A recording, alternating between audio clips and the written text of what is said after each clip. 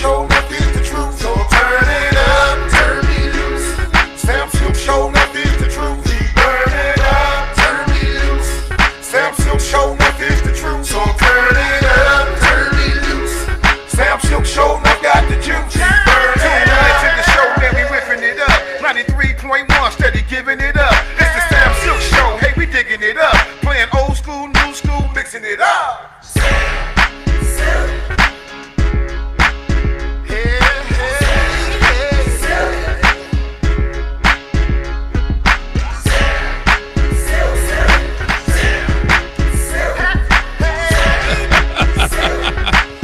All right. What's up?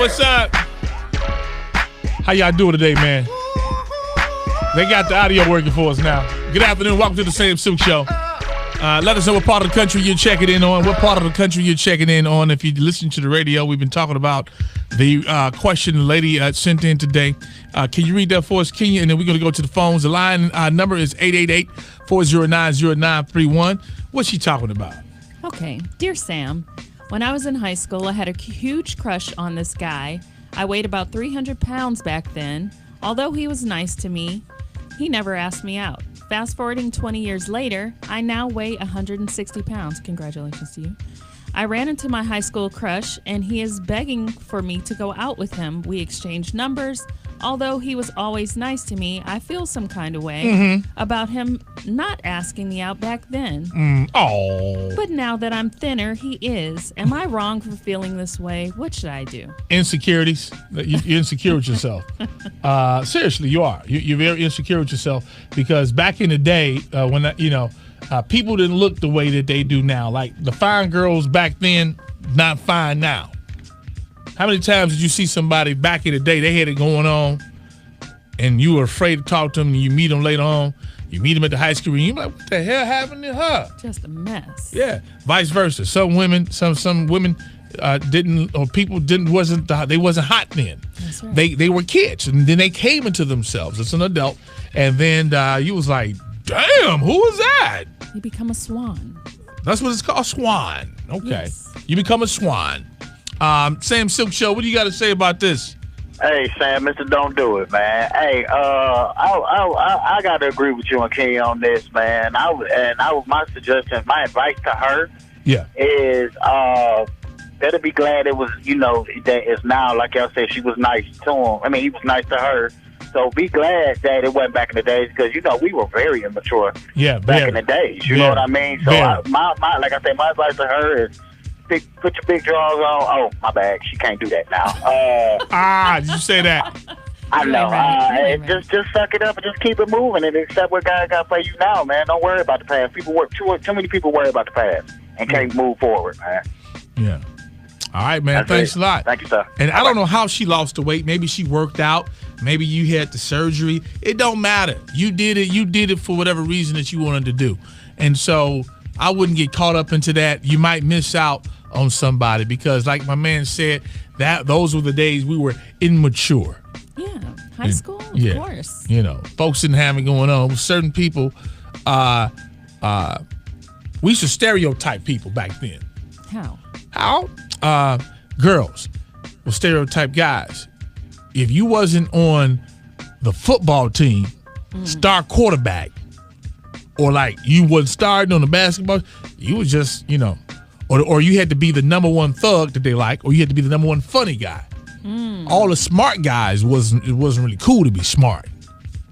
I would have liked a smart guy. Yeah, I think, some would have. But I was skinny, so okay. And so when you were nobody wanted me. They didn't want you to use skinny. Skinny was in, but I think we needed. You had to have a little booty.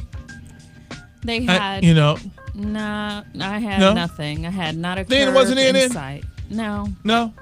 Okay. Not for guys in high school. For guys maybe older, I always had older boyfriends. Okay. They appreciated me. Okay, but athletes, I used to think that people wanted the skinny girls.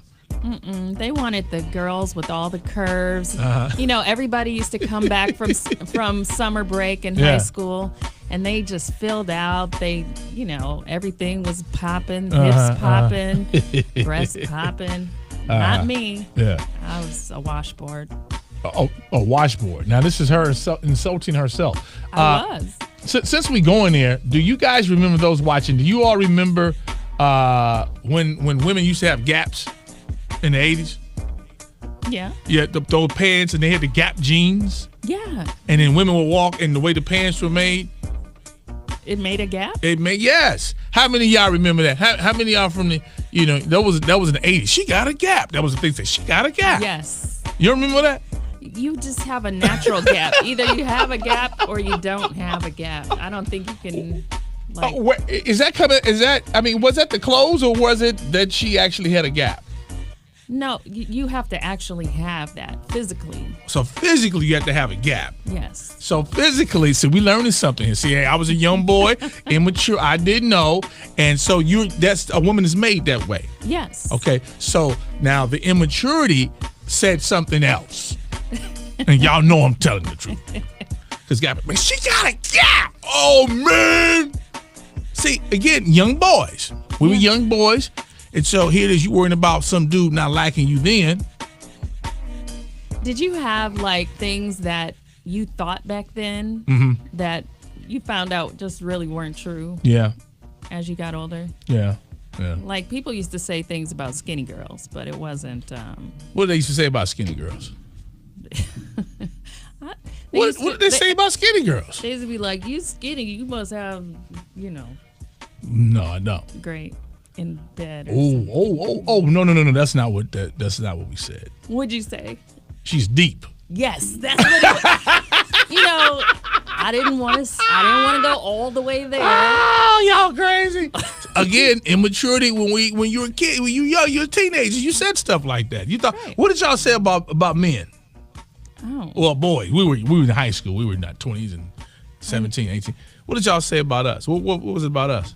I don't know. We'll have to ask the ladies on the thread what guys said. And then, do you remember when women started, back then, women used to like guys with booties? Did they? I used to hear that a lot, yeah. Back when I was in high school, I went to Bedford, and they, everybody had to have on polo or Nautica, things like that. So if you weren't dressed the part, then, that was a problem. Yeah. Rosetta would say, why I had to use your name on the radio? That's funny. I was talking about earlier, the big girl. You crazy. Let's talk about some other hot topics here, guys. Did you all hear about the lady who, the coworker, her coworker friend purchased a scratch-off lottery ticket for a gift and gave it to a coworker, but when she gave it to her, she says, if you win, we split it. She wound up winning $300,000 on the scratch-off, and then she disappeared from town. Absolutely. And her friend wants the money. And wants her half, and she bought the ticket. When people say things like that, you think it's just a joke. Like, haha, if you win, you got to split that with me. Yeah. So she probably was like, yeah, right. I mean, would you do that, though? If I bought you a ticket, and we didn't write it down, and you won $300,000, would you skip out on me? No, I would absolutely split it. Look into the camera. Oh, you trying to get some documents? I would split it. With who? Just go ahead and. With who? With my husband. No, I'm just kidding. See? No. See? No, if you make a pact like that and you got enough money, then you share your blessings. This woman left town. She was a waitress. She was like, look, I need to change my life. I need to buy a house and a car. I don't have time to split money with you. Hey, your girl bought it for you. Thought you had a friend. But I buy tickets. I buy lottery tickets for people. You know what I'm saying? For a birthday or something. Right, because they have a chance to multiply. Yeah. But I've never asked for the money back. Like, if you win, then give me half. I've never asked that. But I guess if you bought somebody like a Mega Millions or something. Let me tell you something right now. What? Because the lottery this weekend is a lot of money or something, right? It is. It's like 500 and some thousand. I don't know how to play, but I'm going to play. I'm going to play today. Are you? Pick something. Pick whatever. Are you going to split it with me? Unless you give me some money on it, and what you give me on it. I give you some money. But if I won $500 million, I would give Kenya some money. I would. See, y'all heard that, right? Yeah, I would give her some money. Didn't say how much. Don't delete this video now. I said I would give her some money. Like $20. Hey, she just named her price. There you go. Hands together. Yes, sir. Go on, but that's morally not cool. That's morally not cool. Congratulations to my girl, Mary J. Blige. She's going to receive the Star on Hollywood of Fame. Guys, come on, show your love for Mary J. going through this hell with Kendu. Congrats, Mary. Congrats to Mary J. Blige. She needed some good news. She was in such a depression and things like that, and drinking and talking about her issues with drugs, alcohol. And then she met the guy of her dreams, this guy with these light eyes that took over her world, and now he just dogged her. Yeah, and now he's complaining, talking about he needs some more money, that he's been hospitalized because of the stress of the divorce.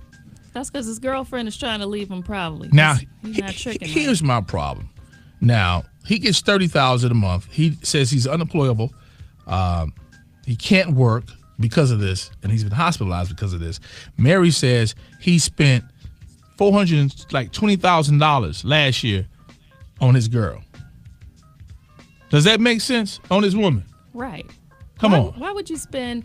Now, they filed for divorce in 2016, but it was reported that he spent like $420,000 on his side chick last year. And now, correct me if I'm wrong. I heard that the side chick is one of Mary's associates. It was her protege. Protege? Yeah. Right. So, this is somebody she's working with. Yeah, so if you're mentoring someone or whatever, they're coming up behind you, you're mentoring them along. He started thinking about, I'm going to get your career on. I'm going to get this money from Mary. I'm going to hit you and make you a star, which is not going to happen because they're going to expose the mistress. But spending her money on the side chick, that's just wrong. Yeah, crazy, right? And, Paris Hilton, y'all know she got married. Well, got engaged. $2 million engagement ring. $2 million engagement ring. Why? Congratulations. I'm glad you got it. This is the same woman who everyone's seen her sex tape. And then the guy turns around, gives her $2 million. And, come on. Oh, let me finish though. Yeah. But they got. I don't know. You know what? Let's go back just to the sex tape. I don't know if I could fall in love with a woman and there's no diss to her. And I don't want to find out. I don't want to find out. And everybody saw the sex tape. Just like, for example, Kanye, Kim. Mm-hmm. I don't know if what if it was a great sex tape? But some dude is hitting it. He the one told he hitting it. Everybody has a pass. So what? I don't know. I don't want you to see. I don't want all y'all to see the pass. Everybody in the station, all people watching me right now, they all saw the sex tape of my wife. Everybody saw it. You might get dapped. I might get some dap for it. Right. How many on Facebook? And see, now you ask the ladies here. I think the ladies do this. Ladies, would you marry a man that had a sex tape that everybody saw? He put out his resume. See, women are different. Whoop, whoop. Thumbs up right now, ladies. If you would marry a man who had a sex tape, it wouldn't bother you if he had a sex tape that everybody in the world saw. Your mama, everybody. I mean, you wouldn't be able to continue doing sex tapes, but yeah. I'll take it. See, that's a double standard. Some men won't do that. Because it took me a while to look at Kim Kardashian without thinking about the sex tape. Well, I'm sure people still think about the sex tape. I don't think about it really. Kim. Hey, stuff happens. But going back to Paris, she hired a security guard. She has security to watch her, to guard her $2 million engagement ring.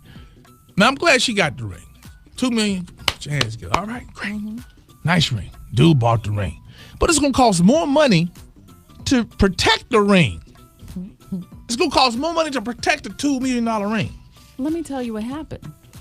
What happened was Offset got up there and engaged to Cardi B and gave her this big engagement ring. Mm-hmm. So, Paris being the heiress of the Hilton family fortune, she was like, you better not come with anything less than what Cardi B had. Yeah, crazy. That's whack. That's whack. But I'd take the $2 million ring. You take the $2 million ring and put it in my off-site premises, like Kim K. Hey guys, thanks for hanging out with us, man. Sam Sylk with the Wire, Instagram and Facebook. We back at it. Y'all have a wonderful weekend and stay warm. Definitely. It is cold in the Mickey Figure all over the country. Snowing in South Carolina, Florida. So yeah, it's cold. So it is what it is. We do it again next week. Holla back.